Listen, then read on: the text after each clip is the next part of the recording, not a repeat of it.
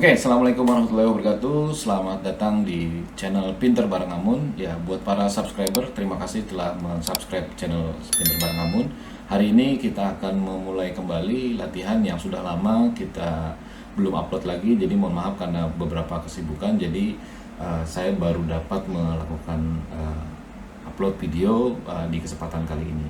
Jadi hari ini mungkin video ini tidak sepanjang video-video tutorial sebelumnya. Ini hanya beberapa formula yang akan saya tampilkan. Hanya 3 formula. Yang pertama cara membuat penomoran pada table yang kita buat.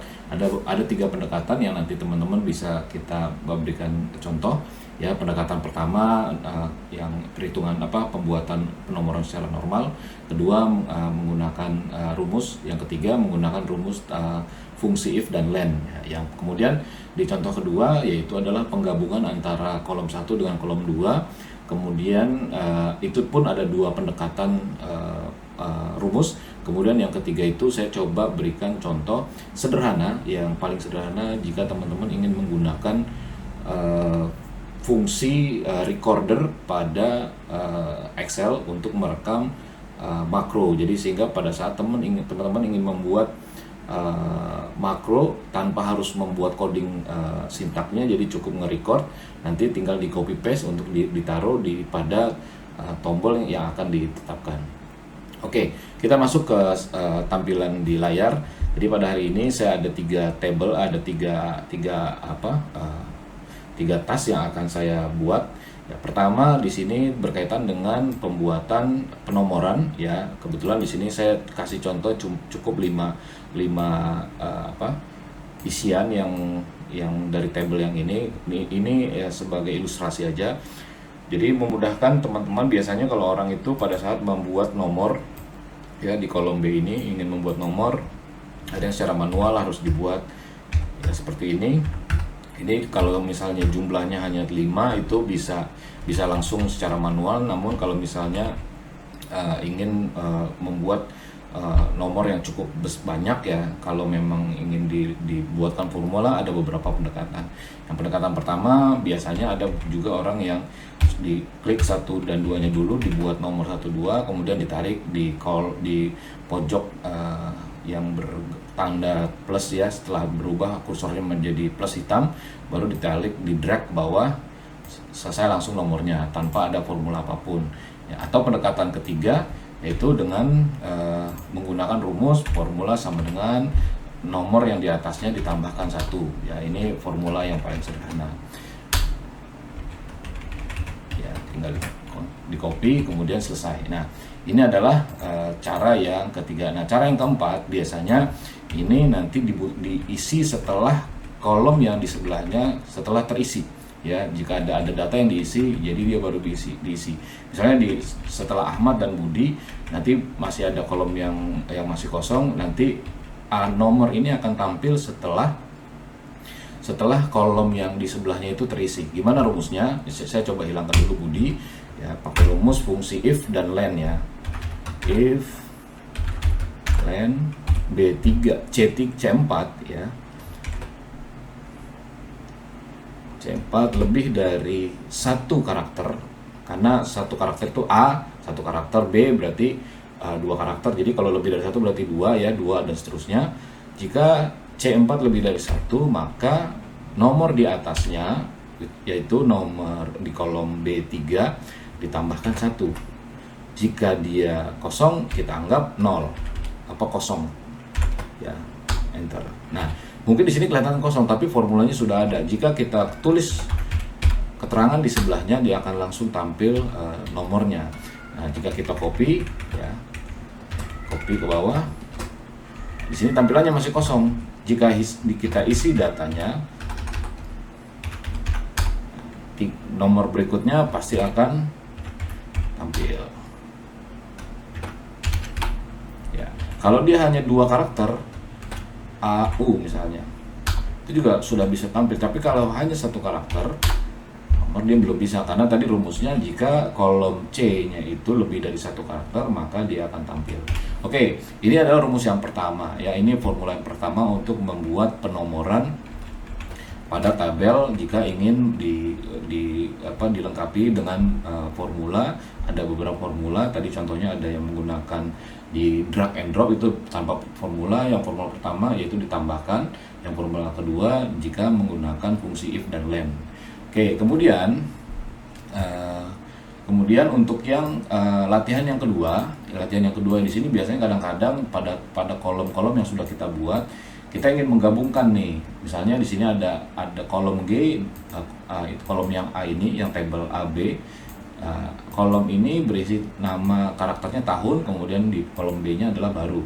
Kita pengen menggabungkan dua kata ini jadi satu kolom yang sama.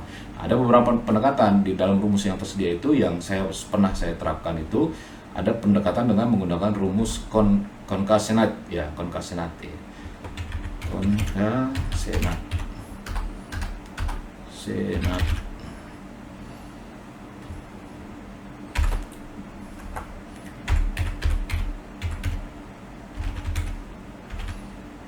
Concatenate kolom yang mau kita ambil.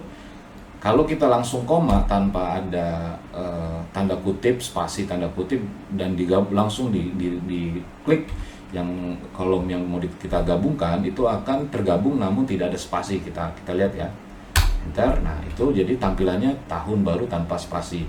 Jika ingin tambahkan spasinya, kita edit sedikit, tambah kutip, spasi, kutip, koma, enter, langsung tahun baru. Ini menggunakan rumus yang pertama.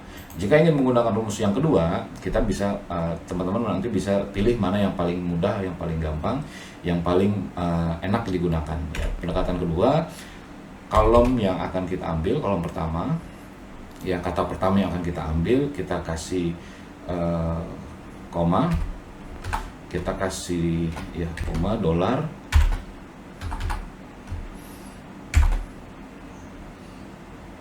kutip,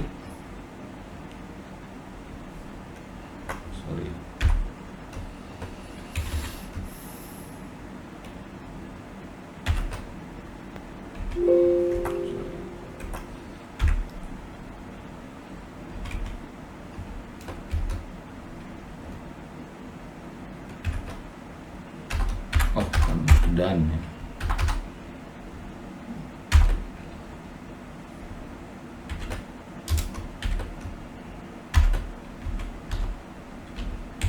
oke. Untuk yang kedua, jadi saya tadi agak sedikit salah rumusnya. Jika bisa digabungkan dengan yang kata pertama ditambahkan tanda dan, dikasih kutip jika ingin menggunakan spasi. Jika ingin coba teman-teman langsung digabungkan, bisa seperti ini tanpa ada spasi. Nah, jika ingin tambahkan spasinya, tinggal kasih spasi, dikasih kutip, spasi, kutip lagi, tambahkan dan. Oke, jadinya seperti ini. Oke, ini rumus latihan kita yang kedua. Nah, yang ketiga, jika teman-teman ingin menjumlahkan ya, di sini membuat rumus. Nah, ini kebetulan saya berikan contoh yang sederhana. Ya, yang di contoh ketiga ini sebetulnya kan rumusnya ini misalnya adalah penjualan 5 juta, harga pokok 4 juta, berarti kalau rumus utamanya adalah angka penjualan dikurangi harga pokoknya, ya ketemu marginnya 1 juta. Ini kan kalau menggunakan fungsi pengurangan. Kalau kita menggunakan formula makro, nah gimana sih, kadang-kadang orang pengen tambahkan ada formula makro misalnya dengan menambahkan tombol hitung misalnya ya, seperti yang ada tampilan form pada beberapa aplikasi. Nah, ini kita coba untuk memudahkan teman-teman jika ingin membuat contoh membuat form ya. Nah, ini ada nah sebelum membuat makro ini pastikan teman-teman di menu yang di atas ini sudah dicentang fungsi developer ya, yang ada pada formula di settingannya itu pada option ya, pada option ini pada customize ribbon-nya itu ya, di developernya sudah dicek ya. Jadi kalau di-uncheck dia tidak ada tampilannya, biasanya defaultnya tidak ada. Cuman kalau ingin menggunakan makro biasanya menggunakan fungsi menu yang ada di developer. Oke. Nah, bagaimana memulainya? Nah, biasanya untuk orang yang sudah mahir menggunakan makro code di Excel ini biasa langsung diketik Cuman buat teman-teman jika ingin mencoba formula makro tapi belum hafal fungsi sintaknya, detail penulisannya, bisa menggunakan rumus fungsi yang ada di Excel, yaitu fungsi recorder ya. Kita coba di sini di kiri atas setelah tulisan ready itu ada logo seperti ini.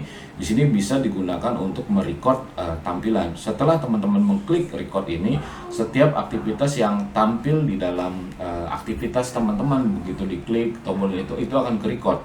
Nah, kita coba ya, langsung klik. Nah, ini nanti akan tampil namanya makro, biarkan aja, teman-teman bisa edit juga. Jika ingin tulis namanya makro 1, silakan langsung di OK. Nah, setelah di OK, ini semua aktivitasnya sudah ke-record. Begitu teman-teman klik di sini dia akan tampil. Kita lihat ya, kita stop di sini. Nanti untuk melihatnya di mana? Kita bisa melihatnya di view code ya, di modules, kemudian lihat modul 1, di double klik. Nah, ini. Begitu tadi kita klik range H8 di H8 select, itu adalah sudah terrecord oleh makro tadi. Oke, kita balik lagi ke kolom Excel tadi ya, kita buka. Nah, jika ingin merecord nih, misalnya contoh kursornya ada ditempatkan di margin. Jika ingin merecord, kita ingin merumuskan bahwa penjualan dikurangin harga pokok ketemunya 1 juta ya. Nah, kita coba, kita record dulu.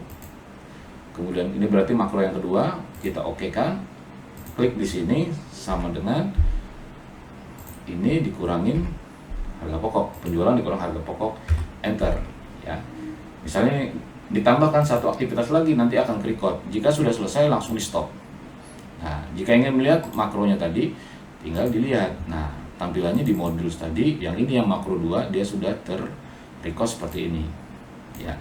Nah, gimana caranya supaya makro ini aktif? Nah, teman-teman bisa tambahkan, misalnya kita buatkan tombol hitung ya.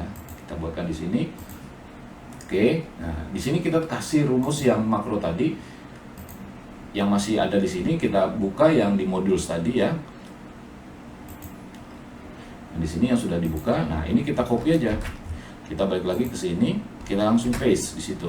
Range L5, select, application, cut copy mode, sama dengan files, active cell, formula R1C1, sama dengan kutip. Nah, ini udah rumusannya yang sudah kita buatkan tadi, yang sudah di-record. Kita coba tes ya, apakah memang berfungsi atau tidak.